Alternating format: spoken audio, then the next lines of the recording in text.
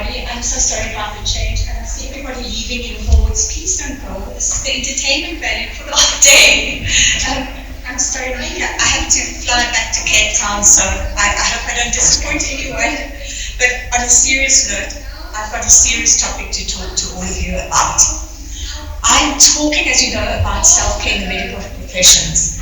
And I want to say from the start, did you know that doctors and dentists are 2.5 on a scale of, I'm scared to say, I'm actually even scared to give you these stats, but are they more likely to commit suicide than any other profession? And that's not just coming from me, that is coming from the Professor Janssen van Rensburg from the South African Society of Psychoanalysis. That is hectic. And the more people I'm speaking to, I'm finding the more and more people have burnout. And it's not only in the medical profession. So this is a serious topic. And if we are burnt out, do you know that we are in danger of making wrong decisions, medical decisions? So, and I was reminded flying up this morning about oxygen masks. When the masks come down, you know how they all say cover your own face before you can help the others and the children. And this is about self-care. This is really important. And what's difficult for us in the medical profession is we don't want to seek help. And I know for myself, as a psychologist, I'm not going to tell anyone, no, I'm burnt out, I'm tired, I'm irritable, I haven't had any sleep. So this is something that we really need to look at. Sorry, I'm taking the water off. And this problem, the scary part of it, this problem is not unique to South Africa. The problem of burnout and suicide is in America, it's in the UK, and it's in Australia as well. And only recently, I think it was last week, I don't know if any of you heard of the case of this lovely young doctor and intern, early 20s, Dr. Desiree Morar, committed suicide. So stats are high. I'm not here to frighten you, but I'm here to talk about our own mental health. And as people in our medical professions helping others, is it not our ethical obligation to put ourselves first? And we think self-care, you know, it's not a selfish thing because we want to flourish. We really want to flourish in the work that we do. I gave this talk 2 weeks ago in Cape Town, medical professions, and they all came to me afterwards and they said, oh my gosh, Charissa, I'm in a public hospital. We can see anything up to 100 patients a day. And if we close the door to have food, they said that we looked at as being selfish and not putting the patients first. I mean, really? So, and another one is working in a poorer area, private practice, a doctor, and she's been robbed 3 times. And I have hectic security. And they're rude patients. And then flying up now, I talk to everybody. So we were in the queue forever, and we started talking, what do you do? The one lady said, I'm a nurse. Oh, yes, quicker. And I said to them, so how are you? How is your mental health? Whoa, she says, no, she says, she has recently, I had to write this down because I've never heard of this. She has recently, for those who know, have FND, and I'm like, what's that? And she said, functional neurologic disorder. Have you heard of that, doctors, medical people? That's like mini little strokes. So I wanted to Google that. I haven't had a chance. But that is hectic. Then I spoke to a teacher. She was a friend that had come down to Cape Town. And I said, and how are you? Oh, she says, I've got 64 people in my class. So how am I? So the most important thing is, I want to ask us, all of you are sitting here, what do you do to self-care? What do you do that brings you joy in your life? What do you do to sit back and rejuvenate? Because we don't. We go. And I spoke about self-care recently on the radio, and we're talking about self-care, that's selfish, you know, ladies who go do our nails, our hair. Yes, that's part of it. But it's time to stop and reflect and build our resilience tanks. Our resilience tanks that we can handle anything in our personal lives and with our patients. And that is crucial. As I said, I speak to everyone. I spoke to the lady next to me. I said, you've got beautiful hands. Oh, thank you. So we start talking. And I said, how's your mental health? You know, me. So she says to me, well, I'm a director of a huge company. And she says, I have my rituals every morning. I meditate, I breathe, I have a routine. It's the only thing that keeps me calm. So this is so interesting because one of my main things besides mental health is integrity. I talk about integrity in the workplaces and everywhere. And one of the things I had to write an article on recently is self-integrity. Now, you know what's so interesting?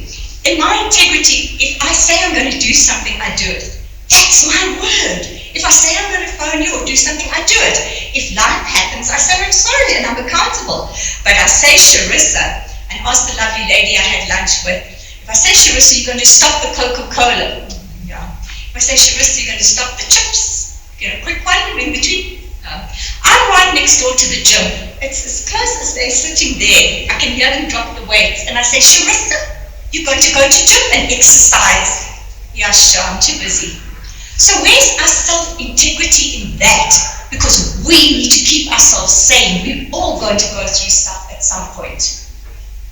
There's a lovely talk that when we were studying psychology, I promise it was 100 years ago, but I've never forgotten this. I think it said Dr. Jung or Prof. Jung, whatever he was called, but Jung, the Jungian psychologist, he had a patient call him and said, Dr. Jung, I need to see you urgently today. And he said, I'm sorry, I'm full. He said, but I need to see you today. Can't, I can see you tomorrow. And later he saw Jung walking in the park and he spoke, but you said you're full, why couldn't you see me? And he said, I had an appointment with myself. So that is a famous one. It's something we need to think about. And we need to bring self-care back into not only the medical profession, not only the dental profession, but bring it back at a student level so that we can have professional competencies that can be part of that.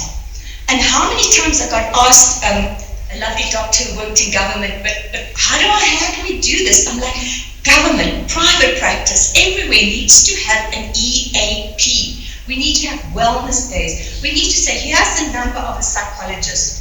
We need to, if you are struggling, here's someone to speak to. And not enough of these programs are set up. And honestly, I'm concerned. So, and also we need to raise awareness. Do you all know what a trauma debrief is? Do you all know what compassion fatigue is? We give and we give and we give and we give. And we get depleted, and that's natural. Do you know what secondary post-traumatic stress is? These are things that we really, really need to know and understand. And I want to share something with you about secondary post-traumatic stress. When I was a student, again, 100 years ago, I worked in the burns unit, and I was a little something.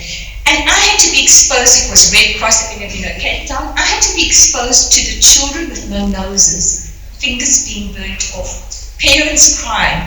I was so fascinated, I did my master's in that area. But let me tell you, I had hectic post-traumatic stress. I would be at the gym those days. I went to the gym and I'd be doing exercises and I'd see the flashbacks of the blood and the death and the horror of it. Thank goodness I had a good supervisor. But these are things we need to be aware of. And we are so big, we are so strong, we're not going to ask for help, are we? So I'm concerned for that. Honestly, I really am. And let me tell you just on an aside, for the entertainment value, I'm now looking at pilot health because we do not look at mental health with pilots. They're also not going to ask for help. Like the medical profession, like our psychologists, we can manage ourselves, can't we? We're not going to show anyone who is struggling with depression. So I know I've gone off track, but it is everyone I'm speaking to. And burnout is right, not only in the medical profession. I'm speaking to the little lady who serves us at the desk. I'm speaking to people in retail. How are you? Do you feel burnt out? Well, I'm so tired, I'm exhausted. And when we are tired and exhausted, I can talk from my own point of view. We don't make the right decisions. And when we haven't had insomnia, because what we do is we do risky behaviors. I'm not going to tell anyone, but I can't sleep. I'll self-medicate. We'll have some alcohol, hopefully not, or some drugs. But we try and look after it ourselves, and that's when the medical error comes in. So, I want to also just talk briefly. I got so much to say, but I have to carry me off here, but I promise you I'm watching the time. Now I've lost my train of thought. Yes. So I give talks about your mental mindset and how to build resilience tanks. And that's all got to do with our mind and looking at our self-conversations. I can't, I won't be able to, I'm exhausted, I'm getting divorced, my relationship is breaking because I'm bringing my work home, whatever our thoughts are. So I teach people how to be resilient. But what I'm realizing, and I had a little bit of a wake-up call this morning when I spoke to this lovely, sad lady, but the lovely lady who's got FND, no matter how strong you are here, stress is going to have an impact on your bodies. You know that. I don't need to tell you that. So no matter how strong you are, if you are carrying the stress of whatever's going on, your body is going to react. Your mind and your body are connected. We know that. Every thought that you think impacts on your body. So no matter how strong you are here, if you're in burnout and it's not caught quick enough, there's serious damage, and you're no good to anybody if you're burnt out. And let me just tell you a few stages of burnout, because I have had it. I've had it literally. So years ago I had private practice, and then I started a corporate training, and I'm on top of the world because I graduated late in life. I went to only go and study at the age of 29, and long story, and now I'm at the cream of top. And one day I was just sitting between the traveling and the patients, we call them clients, and I had to just lift my hand to take a hair out of my face. I couldn't do it. I was exhausted. And of course I went to our wonderful doctors and I said, I'm tired. I'm tired of being tired. Oh, they had a field day diagnosing me. Are you vegetarian, so you probably got low iron? Or maybe you're early menopause. Or maybe you're not getting enough rest. Anyway, long way down the line, someone did some, I can't remember what the tests were, and they said, well, your whole body is depleted. Almost every organ is beginning to shut down. And they tell you, it is hectic to recover from. You can recover from compassion fatigue easier. Giving your empathy all the time. You can recover from that. But burnout, and people think, I'll just sleep in, I have a weekend, I'll go and leave. It doesn't go away. The damage to the body is long-term. Thank goodness I got out of it. But the science we don't know. There's 5 stages. The early stage is irritability, tiredness, like I said, tired of being tired, and you have me, the Coca-Cola. Second stage is, the hair loss. Oh, want to look here? A little bit of hair loss, skin rashes, ulcers, everything else, start to shut down. This third stage, I won't go into all of it because I feel you know all this. And the final stage is strokes, heart attacks, suicide, and you're no good to anybody if you get to stage 5.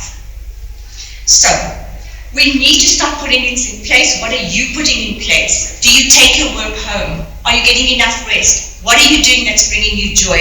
I love to see today, there were so many people at the salad bar. Well done to those I saw over there. Are you getting enough rest? Are you taking vitamins? All the things you need to know.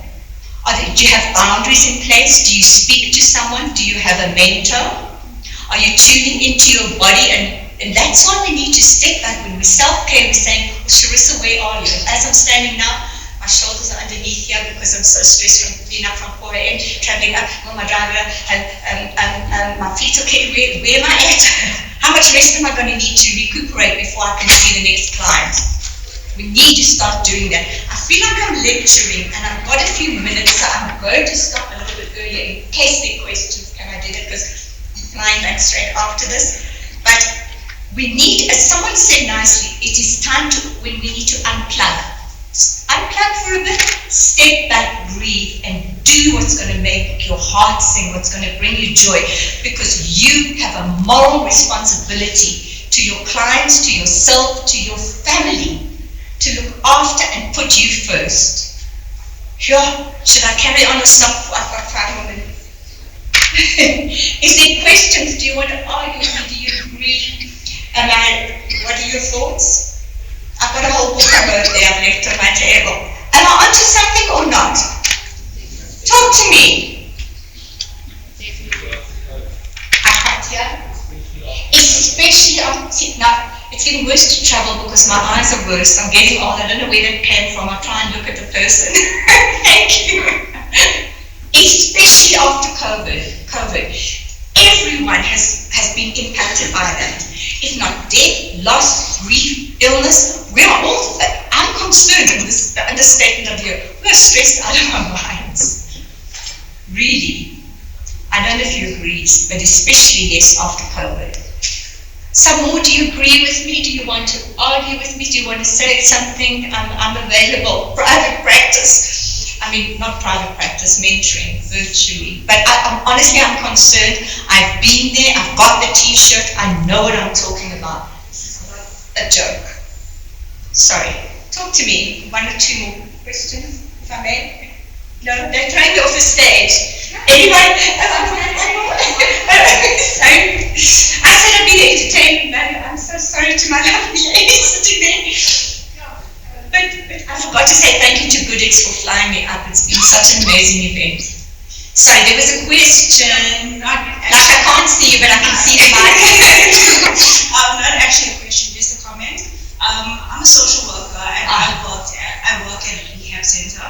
So I deal with substance abuse and dual diagnosis. And I can completely agree. Lately, our target market is more the professionals, and it's really scary how people are afraid of reaching out for help. But then also personally, I feel every time I want to take leave or every time I feel that sense of burnout coming in, there's a lot of guilt and shame that I feel as well, because it's like, okay, if I take leave, who's going to do my work? What's going to happen to my patients?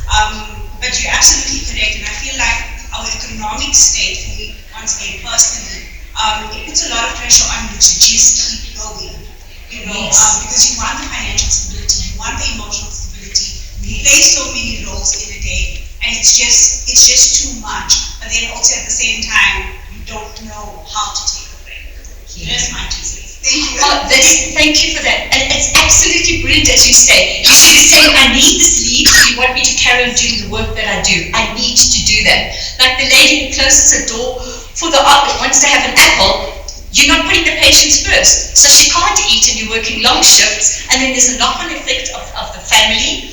And then she says there's this whole thing about if you're tired and you push through, you get in a wall. Oh, you are so brilliant, you're tired and you just keep going. But that's nonsense, that's how we miss things. So, yeah, and in rehab, 1 step forward, 10 steps back. That's not easy. And I've worked with social workers, you do amazing work, and you've got to have the empathy and be there and be present and listen 100%. And when you're listening 100%, you know how exhausting it is, because you're reading the body language, you're looking at the eyes, you're not thinking, what should I have for supper? Oh, I'm so tired, my shoulders are sore. You really, so thank you for raising that, and honestly, I salute you. I have time for some more questions. Yes, one over here. Wave to the old lady. So looking there, he was one there. One there first. Honestly, is there any doctors that can help me with aging process? Charissa. So where are we? I'm here. Hello. I see the hand. Can you comment on the role of religion and spirituality regarding changes in behavior nowadays, and also perhaps looking at the blue zone areas in the world? Perhaps there should be a move away from materialism and more into spiritual aspects. Could you comment on that? That's just up my street. Thank you for that. I promise you I won't open up another whole can of worms, but the spiritual side is the only thing that has got me through to where I am today. I had a business partner recently stole everything. I mean everything, leaving me with huge debt and barely paying the rent. And the only thing that's got me through, the 2 things, is my spirituality, my belief, I'm not going to preach here, and my mental tenacity. Otherwise, I promise you, I was close to go and join my beloved mother who died recently. And there needs to be more in spirituality, but it's such a private thing, people don't talk about it. But it's so crucial if you've got some kind of support. Absolutely. I don't know if that answers it, but yes, there should be a place for it in our own private way. Absolutely. I can't tell you how much I prayed to come here. I watched 9/11 before getting on the flight. It's true. And the only thing was that please go get me you say, I'm a good person, I'm doing good work, just get me exactly. Was there another question? I love your top, I've been looking at it at lunch. In fact, I stopped my conversation to say to someone, it's a lovely top, I think it's the one I was looking at. Thank you.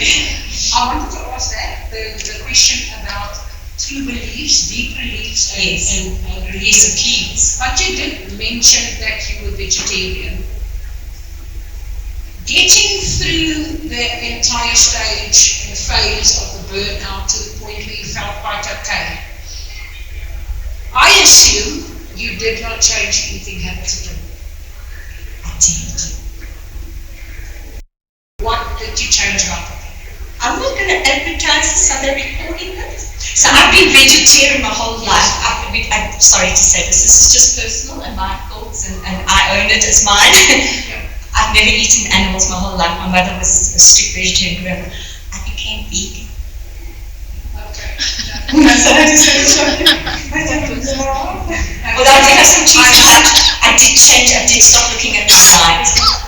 I do find, and I often will also say to my patients when I see that,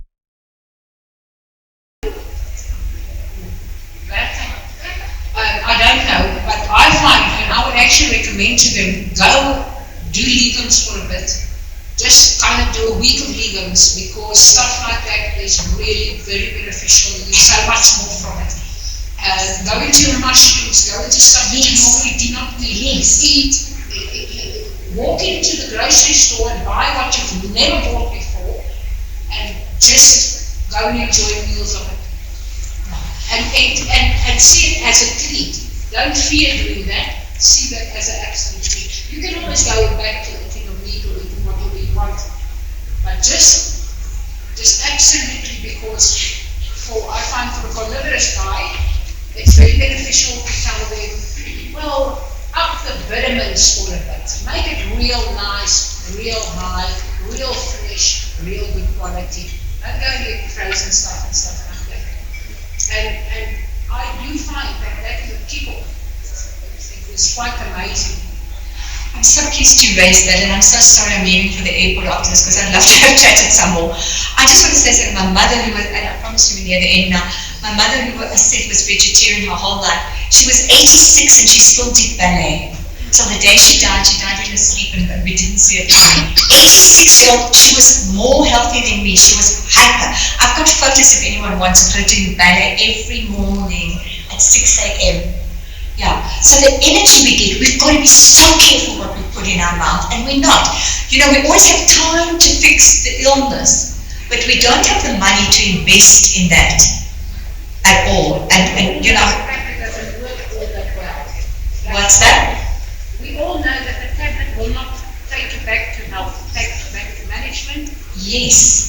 And there's so many amazing products I discovered, like Oli Life and things that give you energy. And you know what? I feel so good when I take it, not only physically, mentally, but just like I'm doing something for me to revitalize me so that I can help others.